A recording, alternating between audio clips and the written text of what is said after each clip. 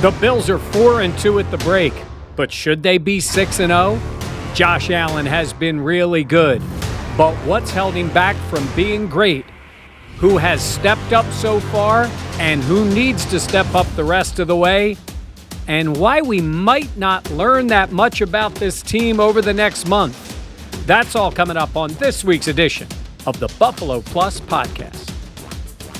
Hey, everybody, welcome back to the Buffalo Plus Podcast. I'm with Dan Fetes, Jenna Cottrell getting a Veterans Day off. Please make sure to subscribe, like, and comment. And Dan, 10K we hit this week. 10K. Thank you. Thank the viewers and the subscribers and Bills Mafia and everybody that has enjoyed the content. It has grown very quickly, and we appreciate it because it's all of your support. That is absolutely true, and it's been great. Dan and I saw people, we were on the road in Kansas City. Jenna and I saw people in Nashville recognizing Buffalo Plus, which we are thrilled with, so thank you for being part of it. All right, we're on the bye week here, but come on, there is plenty to talk about. And Dan, let's start with this. They're 4-2. They went 13-3 last year. I get it. You're not going to win them all. But this team probably should be 6-0, right? Yeah, I think you can. They were humbled week one. I think they were reading the press clippings. I think they thought that maybe they could just, throw the shoulder pads on, roll the football out there, and that they would, run over the Steelers. And that wasn't the case. And you were the first one to say that. A Mike Tomlin-led team, you can kind of tip your cap to them, having the offseason. They lost in the last few years, like all of that stuff. To me, it was a disappointing performance in Nashville. Not offensively. I thought offensively, that's exactly what I thought the Bills would do. Would sustain drives, all of those things. Defensively, it was maybe some of those demons or some of those scars that we thought had healed from defenses, the previous years. Maybe they're not fully healed all the way because Derrick Henry, while he only had, 143 yards, the 3 touchdowns, he just kind of bullied them. And that's been kind of the thing, right, Mike, is that they haven't been physical enough to stop the run. And that reared its ugly head. Yeah, we can get into this in a little more detail, but I understand why they were focused on Kansas City in the offseason. And by the end of this year, it may be very clear that Kansas City is the best team or right there as the best among the best teams. But Kansas City, while they have moments, like the way they can play, like Tyreek Hill for his size can be a physical player. We know Kelsey can. But they're a finesse team. They are fly up and down the field. That's the way they play, right? And the Bills built themselves to deal with Mahomes on the move, getting pressure on him, all that kind of stuff. And the 2 games they've lost were to teams that pride themselves on trying to be physical. I mean, the Steelers sort of took 2020 off from that, but are trying to get back to that to protect average quarterbacks who can play well or can be effective. Not great, but effective. And I think Tannehill, sort of like Ben, in moments. If you look at both of those games that they lost, in the second half, in a physical game, the play action and the middle of the field on defense really hurt the Bills. And to both of those quarterbacks' credits, they weren't great, but in those moments, they got the ball to the right guys and made the throws that made the difference. Yeah, you just saw that wear and tear. And you hear about it, Derrick Henry, like this is not X's and O's, all 22 guy, but like Derrick Henry wears down defenses. And like I said, Mike, we were talking about it yesterday on the phone as we record this on Thursday, but the fact that Ryan Tannehill's just good enough to beat you. Like with that good of a running game, he's just serviceable enough. And he made a couple of nice throws. Now, granted, Milano and Edmonds were so keyed in on trying to stop Henry there in that second half, but the Titans scored on 6 straight possessions in the second half. That was what was surprising to me. And they did it a lot of times with body punch, and then it was Tannehill play action. And I just think about that. Like, I've heard other people talk about it, that like when you can't stop the run, it like hurts your ego. It hurts your pride. It gets coaches fired. Like when you just can't stop it because it opens up so much else. And you saw that in the second half in Nashville. Not being able to stop the run led to Tannehill looking pretty good when he's not. Yeah, the play that sticks out to me, it's not the Derrick Henry touchdown. And, and Jordan Poyer, to his credit, after the game was like, that was on me. And the first thing Hyde said right next to him was, nope, that's on all of us. It was on all of them. Poyer had a shot. That's Derrick Henry. When he gets free, most big guys, somebody's going to catch. This guy is not a normal human being. It was a play later in the second half when he broke free, and Micah Hyde, which this is what separates these guys from normal human beings. He took him on head on, got low, and took him down. And that in itself, after the guy gains 22 yards or whatever it is, nobody's really going to credit Micah Hyde. But there are guys who make business decisions in that case. And Micah Hyde didn't do that. But I think about it in the long haul of a game, what that does to you. And you take that on, but it just wears you down mentally and physically. And man, you want to be ready the next time that guy gets the ball. And that sets Tannehill up to make some plays. And it did. And it burned them in the second half. Yeah. And that's funny you talk about that play, because that was a play that I don't know what it was like in the press box, but watching, I went like, ooh, like, okay. But it's so funny because they talk about when they review film and they're like, oh, that's going to be a tough one. And Micah Hyde joked around that when he had the interception and didn't score against Washington, was like, oh, that's not going to be a fun one to watch. That's a play that I would show. And I would show again and again, not for the fact that Henry got to the second level with untouched, but the fact that you had a guy, stand in front of a train and make a play. Like you talk about sacrificing and 1/11th. Like Micah Hyde did all 11th. He took everybody. He was all 11 players on that play to make that play. So that is a play that, again, what I thought was a very lackluster defensive effort, especially what we saw after the first 5 weeks. That was maybe one of the plays where I went, that's tough-nosed physical football, because the Bills were more physical against the Chiefs, like you said, Mike. Yep. They were jamming them at the line. They were the ones dictating, the finesse speed team, like you said. They got bullied by the Titans. Yeah, and we just started this by saying, should they be 6-0? Because there are similarities in those games, and one of those similarities is the red zone and getting opportunities. So you said it. They controlled the ball. They went up and down the field. What has happened in the red zone for them? I have no idea. It's almost like I want Josh to run more personally, because it just seems like, and again, the field gets condensed. You're not being able to spread the team out as much, but the Bills have had some success running the football. Don't fall out of your chair. They've had some success doing it, but they haven't been able to do it really in the red zone all that much. Even Moss's few touchdowns when he was in Miami, like he had to run over 6 guys to get in. Like nothing's been clean. Nothing's been easy. Very few wide open guys. Even the touchdown throw to Tommy Sweeney was a very small window that Josh fit the ball in. Yeah. So they're struggling. I thought in Kansas City when Josh had the touchdown run, it was a good decoy with the Isaiah McKenzie faking the sweep, which got the linebackers to move.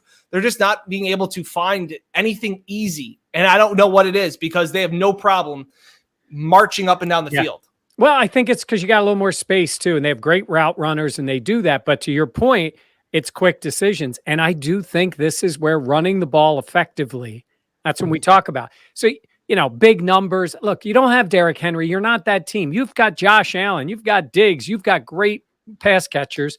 You don't want to be a running team. But let's just say 1st and 10 at the 13. Okay, so you're in that spot where you can get down there. You can get a first down. You can do all that. Man, when you're the kind of team that can bust out a first down 7-yard run, changes everything when they're in that position. So it's not about total numbers. It's not about, sticking with the run. It's being able to say, when we're ready, we're running this play. And I don't necessarily mean, like you say, it's Josh taking off, because on any given play, busted play, called play, whatever it is, Josh Allen finds a way usually to run the ball and be pretty effective.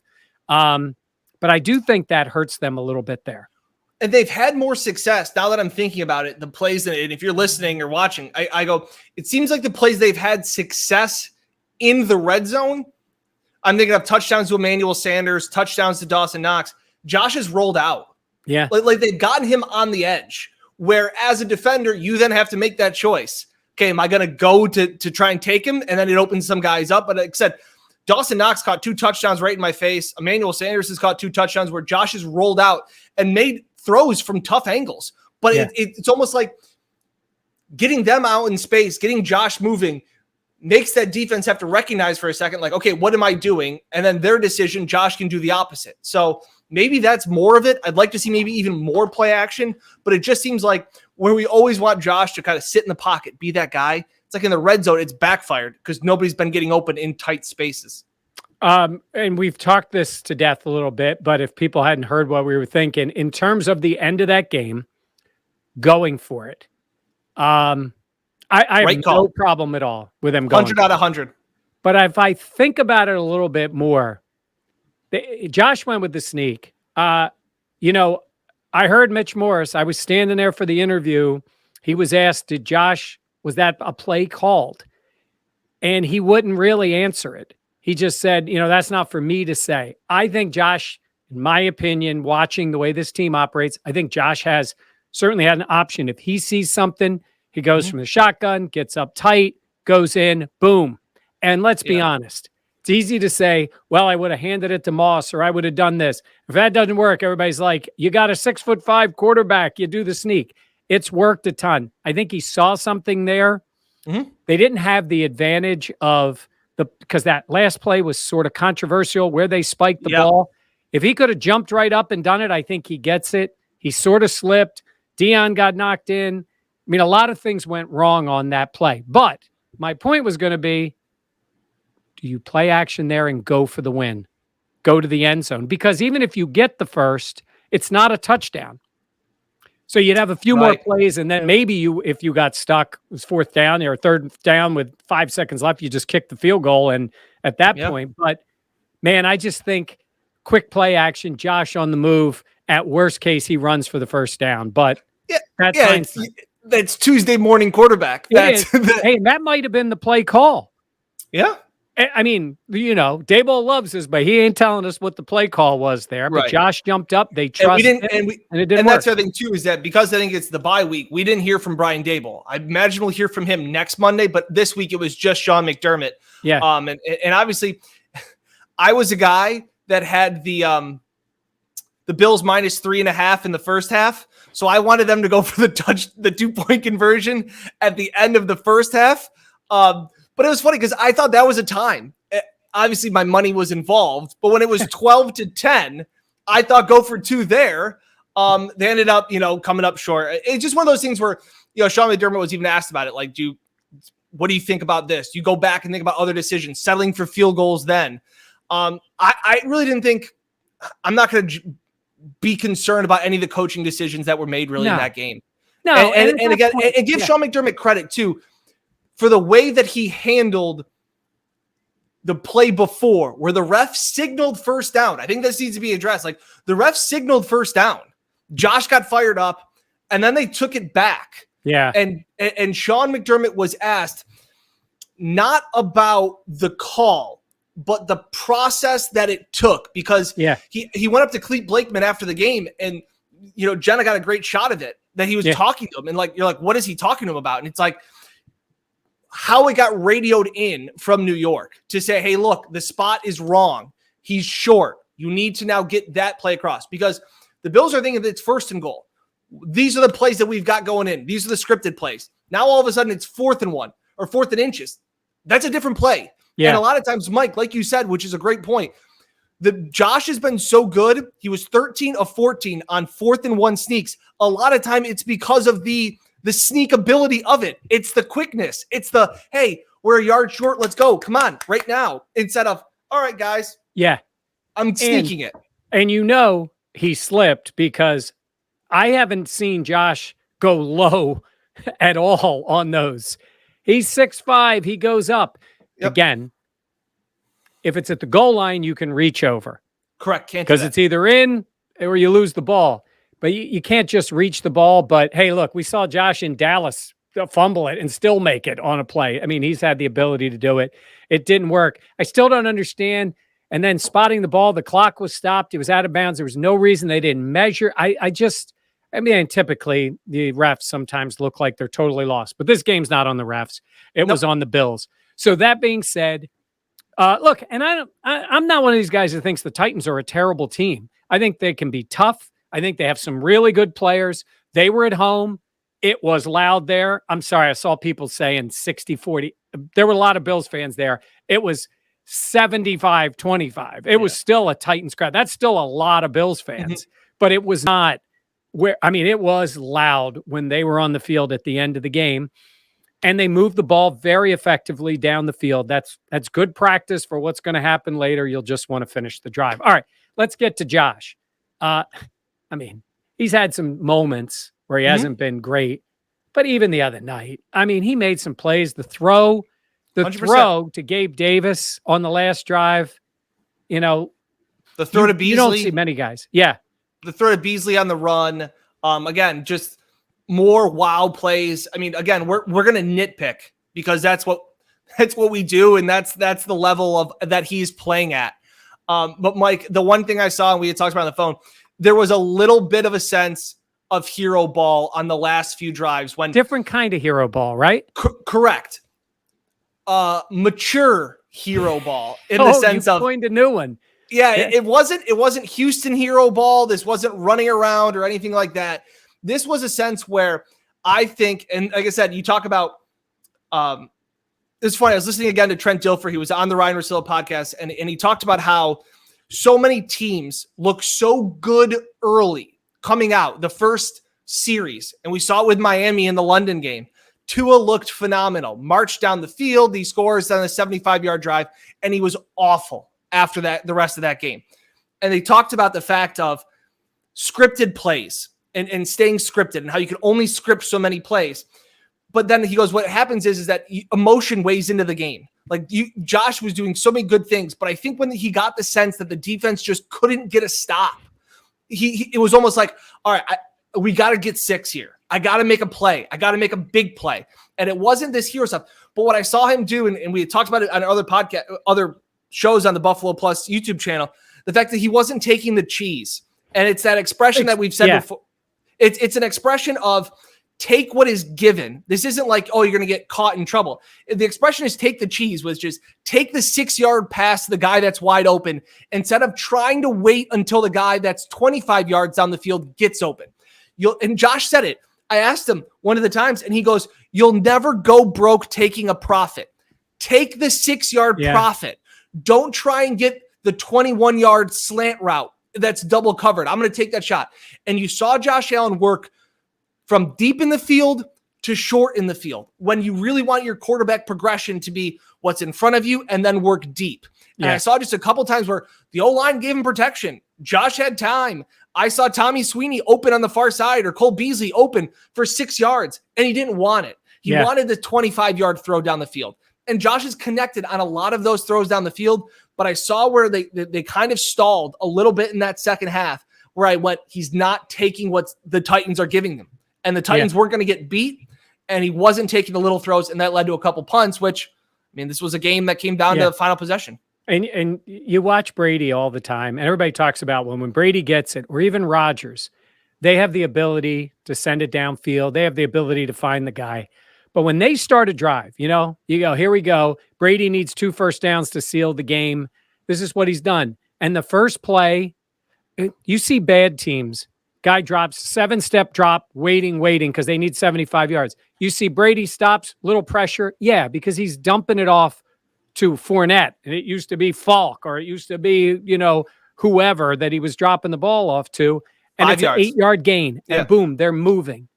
And Josh can do that, but in that setting, I think he did a little bit. Again, like you said, I thought it was just a little right. I thought it was just a little bit too much. Now he had the great throw to Gabe Davis, all of those things. It was and the more run, the run that almost should have maybe given him the first. That's next level. Sacrifice your body, and you're going to get there. Like that's why when they say 10 out of 10 times we'll put our faith in this guy because that guy will make that play. Yeah. It was just one of those things where I thought it was a few possessions before where it just wasn't there. And then they end up, he was still great. They end up with a quick drive, punting the ball away, and it hurt him. But again, this is on the road in the NFL. I'm sorry, Bills fans, you got spoiled for a month. You had 3 massive blowouts, and then basically a total control job against the Chiefs. It was over midway through the 4th, if not sooner. So that's not the normal world we live in. Okay. Because everybody's like, oh, the Titans lost to the Jets. Yeah, that can happen. Right. That can happen. The Bills lost to the Steelers, who again are not the Jets, but they're not a great team. So, and I think that's what you're getting at too, is a really good point. And that's kind of where I was going off of. Teams can look really good early and then sometimes get off script, as they say, is because of the emotion of the game. Like, that was an emotional game where it was going back and forth, 7 lead changes. It's very tough to sit there and go, okay, let's take the 5-yard completion. When it's like, hey, Derrick Henry's running for 12 yards a pop. Okay, I got to get a 15-yard completion. Yeah. Hang on. March down the field. You were still moving the ball well. It was tough when they got into the red zone. So it's just one of those things where, again, this is a Brian Dable podcast. He did a phenomenal job. Thoughts and prayers again to his family after realizing that his grandfather passed away after his grandmother passed away 3 weeks prior. So a lot going on there. But again, I thought Dable was called a fine game. They're just not connecting on the same page, as they would say, in the red zone. Yeah, and the red zone is something they can work on. And I think the best way to work on it in some ways is to play the Jets and the Dolphins and the Jags, those teams. So we'll see how that goes going forward. I want to talk about stepping up, who has and who hasn't. And I'll start with one. I think Diggs was phenomenal the other night. His numbers were good. He also drew that pass interference call. He runs great routes. He gets open. I think it was Sal Mayorana was next to me. He made a move on a route, and he just looked at me and said, that is such a pro wide receiver move. Like, it was just subtle. He gets open for Josh Short. He gets open across the middle. He gets open on the comebacks. He gets open deep. And he hasn't been at all concerned about his numbers. And his numbers are good. They're not what they were a year ago, but he's been that guy. And I think obviously Sanders has been great, but I think Diggs has really, in many levels, been really good for this team. Yeah, and I would say the guy that I've been wrong about this whole season is Knox. Yeah, I just thought he was going to be much closer to the bottom 10 of NFL starting tight ends than I thought he would be the top. He's very much in the top, and he's having a career year. Broken bone in his hand, had successful surgery this week. Sean McDermott kind of obviously, per usual, about how long he would be out. But I just think that he's added such another level, and it's you needed a guy like that, especially with, as they've said, 2 of Dawson Knox's touchdowns have been when 3 or 4 defenders have been focused on Stephon Diggs. Yeah. And Stephon's like, I deserve some of his paycheck. Like, what the heck? Like, he joked around that he's the most valuable decoy in the NFL this year. And that goes to your point about him not caring. Both those comments were made in jest, and they were jokes. But that is what you needed, is another viable guy that would just kind of slip under the radar. And when all the eyes go on Diggs or Beasley, somebody else, this season it's also been Sanders, Knox, I think, has just become a top 10 tight end in this league, which is, I did not see myself saying. No. I hand up now on this. Now we got to see how he is. I mean, he had surgery. It's his hand. I mean, that's tough. He did shot put the 2-point conversion, but he was tough. I saw him leaving the locker room, and I knew it was bad. I don't like to speculate on injuries. I mean, he came out, it was wrapped, and I'm like, that doesn't look good, iced and wrapped, and then he had the surgery, so we'll have to see. By the way, if you were to say something to Diggs to tell him not to worry about not getting the numbers, what would you say to him? I don't know. What? Buck up, buddy. Oh, man. That's what I was telling myself as a Braves fan after game 3. Buck up, buddy. Hey, man. Yeah, that's what Bills fans, that should be the title of this podcast. Buck up, Bills fans. It's going to be okay. Oh, we may go with that. Buck up, Bills fans, because they're going to win. Mike, How many more games are they going to win coming up their schedule? I mean, I think they're winning the next. I think if I have it right, is it 6 until Tampa or 5 until Tampa? 5. Right. They've got New England, Indy, Miami, Jets, Jacksonville. It's 5, right? Yep. And then Tampa. Well, they're winning those 5, I think. Yes. So, I mean, we'll see. We got time. I mean, they're going to be double-digit favorites in a couple of those. Yeah, they have the second easiest schedule remaining. Yeah. In the NFL. So, yeah. So again, we're talking about this team in the playoffs and ready to go to that extent. So we know that, and they're going to win the division, all those things. So that's not. Now, I said who stepped up, who hasn't. I mean, the offense, the line has to play better. I don't know if there's an individual guy I would call out. Everybody was excited about Spencer Brown, and he got worked a few times, but that's going to happen. He's playing on the road, hostile environment. I know he's had some chances, but he almost got Josh killed on the one play. And everybody on that offensive line, I think, could be better. Dion has not been great. I mean, he's since COVID, he's coming back. He'll play hard. Mitch Morris, all of them, they all know they can be better. But defensively, it's the D-line because it's the D-line still. Because it's still the D-line, because when they play well, the team goes. When they go well, getting pressure on the quarterback. Ryan Tannehill had been sacked, 20 times leading into that game, and he was pretty much clean as can be when he left that. Yeah.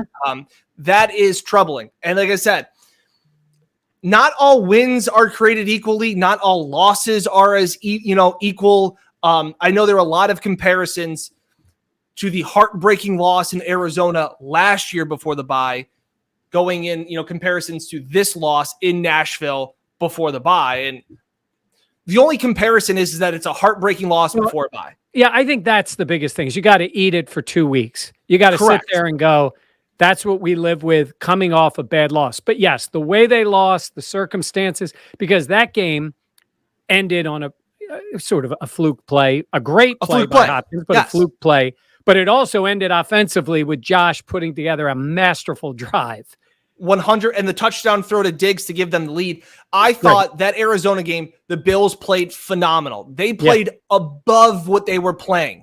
Like they were a below average defense going up against a red hot Kyler Murray and a Cardinals offense, and they held them in check until the last play of the game, under what they were scoring for the season. So that's where I felt good.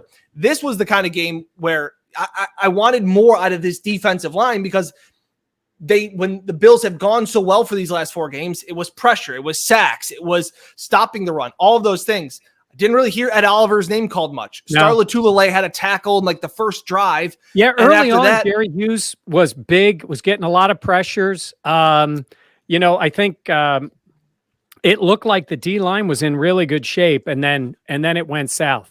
And then because also, I mean, AJ Epinesa wasn't active. They went with F.A. Abada. They went with Harrison Phillips. I think they wanted to be bigger. They wanted to play bigger. And I understand that, because of who you're going against, but they will do that. And by the way, who has stepped up? I think Hyde's been great this year. I mean, I know Pro Bowls don't matter to other people, whatever. He's only made it the one time. He made it once, his first year with the Bills in 2017. Yeah. And I just think the guy he's become an all-time Bill. Like, he'll be on the Ring of Honor in the stadium. He's one of those guys. He deserves more of those. It's the way sometimes people look. I'm not saying he's a Hall of Fame player, because that's another level. Correct. But he's made plays. He's a leader. He's smart. He's done all those things. And Poyer's made some plays, certainly in the secondary. They're a great combo. But I think he's been really good every week. There have been very few plays where Micah Hyde or Jordan Poyer have gotten their hands on the ball and they haven't come through. Yeah. And I think that's very telling. We talk about all the time, Tremaine Edmonds, it's very young, but he seems to not be able to make those plays. And anytime Poyer or Hyde get their hands on it, they're making a play. And I will say this, Edmonds is playing a little faster to me. I am noticing him more. Mm-hmm. First half I did. Again, everybody was chasing somebody around in that second half. But I've been encouraged by what I've seen out of him, because I think he is a playmaker. He's just got to get there. And I don't know if Matt Milano, we talked about him playing. I don't know if he was 100%. They sent him on blitzes and he never got close. And if you're going to do that, you know, I'd almost rather see AJ Klein on the blitz, but Yeah. you know, But Mike, this goes back to what we talked about before Kansas City, which was you were saying that it is so tough to go on the road and beat a good NFL team on the road. Yeah. And you like this was it, but like this was the game where I guess I was just so disappointed because I thought that what the Bills did well would kind of continue against Tennessee, and it just didn't. Where I wanted to see the defense continue to get pressures, and like I was saying, not all wins are created equally, not all losses are created equally. Like whoop-de-doo for going and sacking, Tua Tagovailoa and Jacoby Brissett. You got to do it against these teams where the playoff caliber teams, and I thought they just kind of the defensive line let them down a little bit Monday night. They did. Let's get back to what I said in the beginning was why we won't know that much. By the way, the game we didn't think about, and you and I will be there, is in New Orleans on Thanksgiving. Oh, forgot about that one. That's one of those games. It's a Thanksgiving night on the road in a dome. Like, you got to play well. I don't think the Saints. I think the Saints are a pretty mediocre team. Correct. But I think you got to play well. So the reason I said is we're not going to know as much is we would know if they struggled. Look, Dolphins at home. Josh owns the Dolphins. That is a team they just feel great about. They love crushing that team. They don't let up against that team. Coming off this week, it's a good time to get the Dolphins. They go to the Jags. I'm happy that team won a game because I just hate the feeling of sitting there when that team's got 22 straight losses and you find yourself like that Jets game where, nobody could score a touchdown and you're like, could they really lose this game? So take that off the plate. I mean, Lawrence looks like he's got a lot of ability, but that team's not good. And then you go to the Jets. Then you got the Colts at home. But again, they're okay. You have to play better than you do against, the Jets. Right. Then you go to Thanksgiving. Then you come home for New England on a Monday night. Yep. That could be clinching the division. Yeah. And then you have Tampa. So out of that stretch, at 6 games, right? Yep, 6 games. 5-1 is the bottom basement for those 6 games. I absolutely agree. That's a great point. And like you said, like what you're saying. I totally get it. It's because who really tests them? Like who really says like, oh, they're gonna have the tough test this week. I just don't see that. They're gonna be big favorites. They're gonna have to be.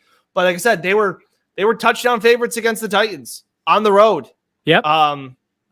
This was a time where the Titans were hungrier and the Bills were humbled at the end. Yeah. I know that and all those right dumb now, cliches. Yeah. That division stinks too, but right now they're behind the Titans. Yep.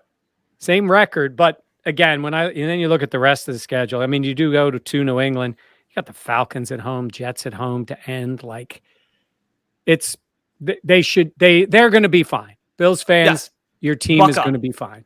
Buck up, Bills fans. Yes. Everybody's got to relax. And I think most fans are. I just think it's not having a game this week kind of stinks, but they'll be back. Sean McDermott, 2-3 in his head coaching career before a bye. Yeah. Andy used to have an issue with that. Yeah. He was great coming out of the bye. Yeah. But going into it, and again, it's been, look, at Arizona, at Tennessee these last 2 years, again, I was there. It was loud. It was enthusiastic. It was Monday night. It was a huge game for the Titans. Yep. The Bills came up a little short. But again, if they get that team again, well, there's a lot of teams like them. And that's the thing that worries me. So we will see. Again, plenty of content we've got here on the channel. No bye week here. No bye week. We still got it working. And, Jenna, she needs a little break.